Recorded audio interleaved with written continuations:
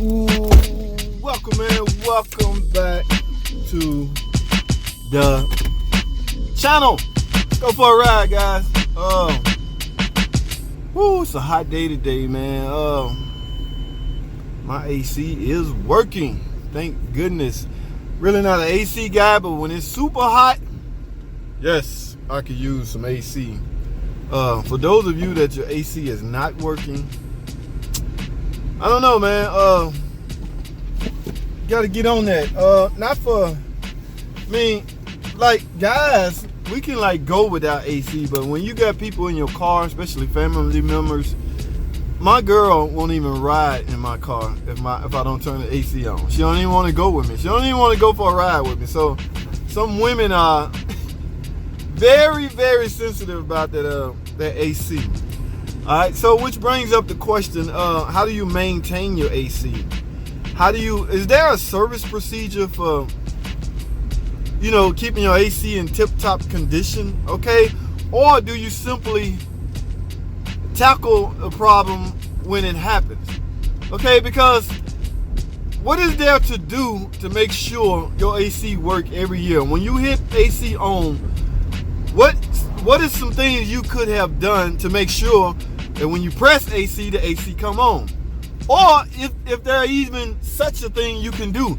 Now, there's a term called AC maintenance or AC system service, but I don't know, man. That's only done when your AC is not as cold as it used to be, which means if you're not as cold as you used to be, you're likely low on Freon, which means there's justification for a repair, not some form of maintenance, okay? Now, we just like any other shop. Yes, we sell a service called AC system service.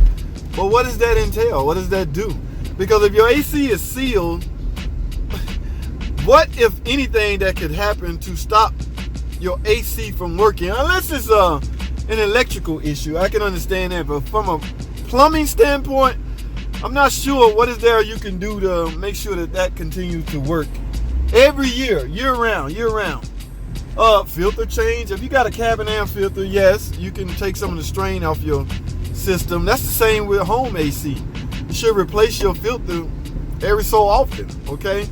You don't want your AC straining to suck in air, just to make it cold. So make it easy on your unit by naturally replacing your AC filter, your filter. But every car doesn't have cabin air filter. So again, I gotta ask this, guys. What is some things you can do to make sure your car work every year? I don't want to say nothing, but if I was talking to if I was in a classroom talking to a bunch of mechanics, experienced mechanics, ASC, whatever, journeymen, if I was talking to those, yeah, we will all agree that probably nothing. I mean, when AC break, that's when you repair it. Okay, but let's go over AC system service. What is the definition of AC system service? And do you do that every year to prevent your AC from working? Now, let's tackle leaks, because leaks can come any given time, any given form, any given way. A leak can just happen. You can just spring a leak for no reason at all. All right, now, but there's nothing you can do to prevent that leak from happening. There's cans of Freon. I see this in the store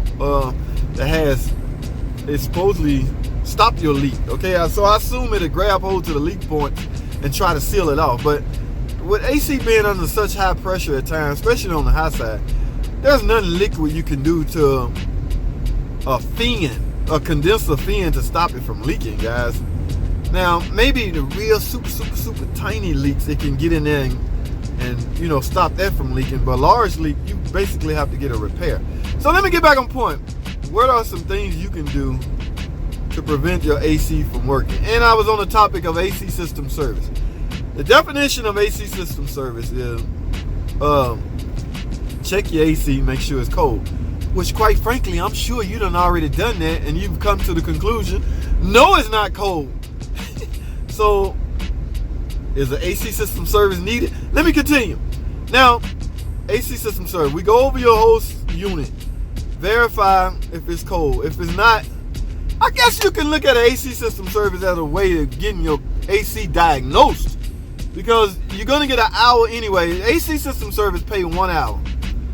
AC system diagnostic time pay 1 hour. So you can kill 2 birds in 1 stone. And on top of that, with an AC system service, I think you can get at least 1 pound of Freon, because that's what we put in it. Let's say if you low, we want to top it off, we get you have 1 pound of Freon at your disposal. But you can't really tell how much Freon in a car without weighing it. You would mainly have to, I'm not sure there's a way you can tell if the Freon in your car is low by, say, 5 ounces. You can't. Okay, so what most mechanics do is pull it all out, put it under a vacuum, see if it holds. If the vacuum holds, that signals there's no leak. And then you go in with the correct amount. Whatever's on that label, whatever your car manufacturer says, this will fill up your AC system. That's what we go back in with. But before we do that, we pull a vacuum, okay? We want to remove all the moisture. Like I said that.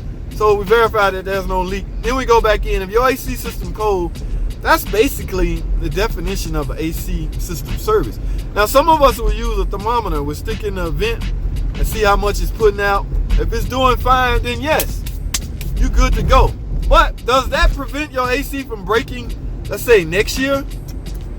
Absolutely not. So, guys, the definition of AC system can be a little misleading, but I don't know. If your AC ain't working, then go in. I suggest, it doesn't matter because you're going to be out in 1 hour anyway. But you probably should go in and ask for AC system service.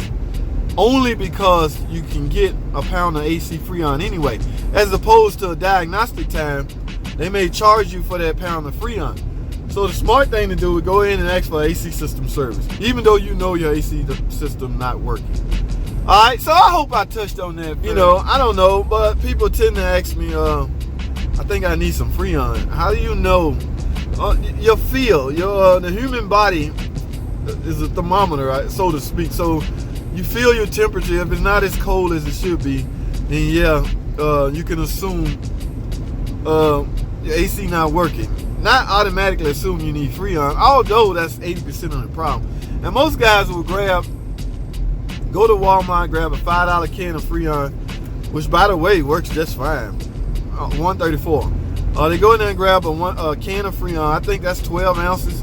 And they'll stick the whole can in there because they have no idea how much is in it or how much you need. Now, will your system not work as good as it could if you're overcharged? It could. Now, will it work that way if it's undercharged? It definitely could. So, which begs the question, or which you would be up against the question of, it's better to be overcharged than undercharged? I can't be really giving you that type of advice because that's a decision you got to make on your own. But I'd much rather be a little overcharged than undercharged. Okay, if you're overcharged and you got a small leak, you just extended that point, okay, by being overcharged. That's all you did with that. But you still should be a little cold if you're a little overcharged. But you really should try to get it at the exact amount that the car is required, or that the car called for. Okay, so, and there's a label, guys. There's a label on every car. It should be, unless you don't have body shop work and you have a new hood. But there's a label on every car that tells you what kind of Freon. I think pretty much R12 is done. I don't know. I saw the older model cars. My truck, I have my Nissan truck. What year is that thing? 93? It's a 94. It's a 93. But R134 had just came during that time. So I got the 134. So R12 is done. I don't know if anybody's riding around in a 90s model car anymore. So, but hey man, the Freon is cheap, and if you got a tool to install the Freon, and if you can do that, you know, if you have that capability, it's not that hard.